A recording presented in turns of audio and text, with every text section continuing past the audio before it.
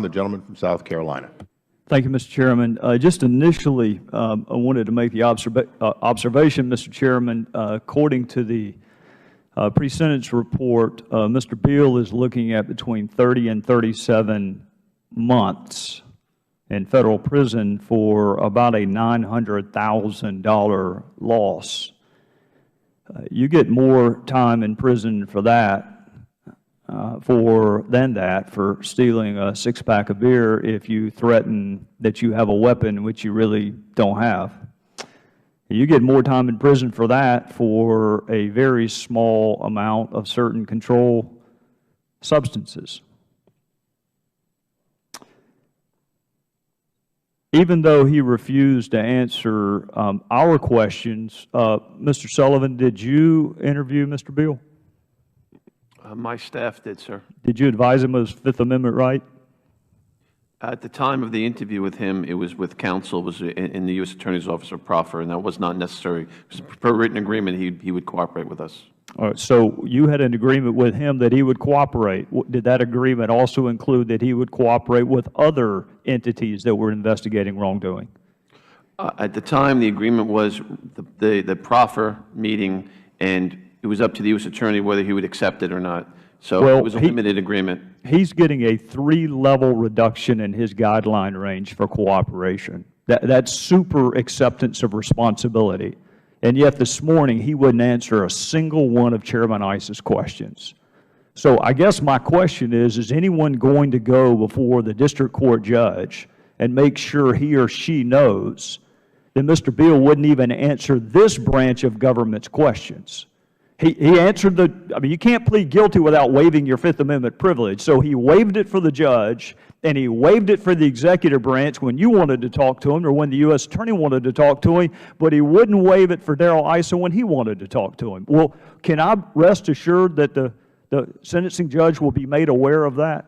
Well, what we will do, Mr. Gowdy, is we will brief the U.S. Attorney, AUSA, on the case, and we'll bring your concerns forward to the U.S. Attorney assigned to the case. Yeah, I just find it stunning that you would want to avail yourself of the maximum departure from the guidelines that you can get for acceptance of responsibility and still sit here and not answer a single solitary question from a co-equal branch of government.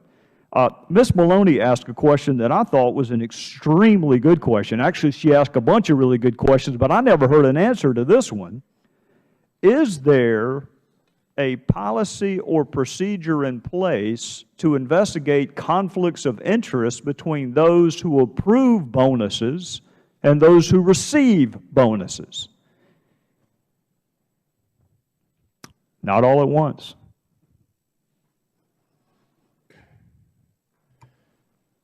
The only requirement I know of, Congressman, is a financial disclosure requirement of all the senior officials. So in theory, Mr. Brenner could be approving financial bonuses or other financial incentives for someone that he has a financial stake in whether or not they get more money. Is that within the realm of the possible? Because it certainly sounds like that's what went on. Well, I'm not going to speculate on what's possible, but... Why not? Because I'm going to wait to read what the IG investigative report. Well, if you're not going to speculate on what's possible, my next question is this. If Mr. Chaffetz or Jimmy Jordan told Chairman Issa that they weren't going to be here for a couple of weeks because they were CIA operatives, how would Mr. Issa go about verifying whether or not, and I'm going to be very clear, to date, neither Mr. Chaffetz nor Mr. Jordan have alleged that they're CIA operatives. But if that were to happen, how would Mr. Issa go about investigating whether or not that was true? I can't answer that. Well, the next person who claims it at your agency, how will you go about investigating whether it's true? Under the current rules, as Mr. Sullivan pointed out, if there's an interagency relationship with that agency, the general counsel and the head of the agency would know. So, what, a phone call? I don't know what the process is. That what we're talking about, Mr. Sullivan? A phone call to verify whether or not someone really is a secret agent with the CIA? Well, I testified earlier, sir, that in 2008, a new directive came out. I think it's Intelligence Directive 304, which requires the Director of National Intelligence to inform the head of an agency and the agency's general counsel if one of their employees is working undercover for the CIA. Mr. Sullivan, I appreciate that. And it really doesn't matter whether you're a new Earth guy or an old Earth guy, but 2008 just seems a little late to be figuring out that with one phone call you can decide whether or not someone who's claiming to be a spy and traveling first class and racking up $900,000 in unwarranted compensation really does work for another agency. I mean, look, I understand technology has progressed a lot. 2008 just seems a little late for us to figure that out. There was nothing in place prior to that? Well, sir, clearly the officials at the time, going back to the 90s through the 2000s, could have checked his story. No one did. It took us in the IG about a week, using our contacts at the CIA, to positively confirm he had absolutely no relationship with the CIA. We were able to determine early on he's never had a security clearance. So right now, I mean, and when he was an employee, he was not allowed to see classified material because there was no security clearance on file with the EPA Office of Security. I thank the gentleman. I just want to hear one more time. Since 2008, the head of each agency is given a list of anyone who is a clandestine agent working under their cover. That's my understanding, Mr. Chairman, from Intelligence Directive 304. It's on the Internet, and it pretty much explains that the requirement of the Director of National Intelligence and the CIA to inform executive branch agencies.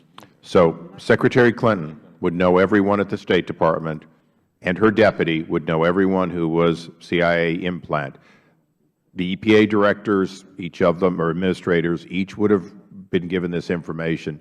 So if the administrator had even one person who was embedded, they would know that. We don't need to know if they have one, but if any agency had an embedded CIA person, they would have, in fact, had a list, and he would not have been on it since 2008. That's right. That's my understanding, Mr. Chairman. Well, I share with the gentleman from South Carolina his outrage, but 2008 was a long time ago, too. I seem to remember George W. Bush was president then. I defer to the Chairman's recollection. With that, we go to the gentleman from Maryland. Dawkins, I understand that Mr. Beal's fraud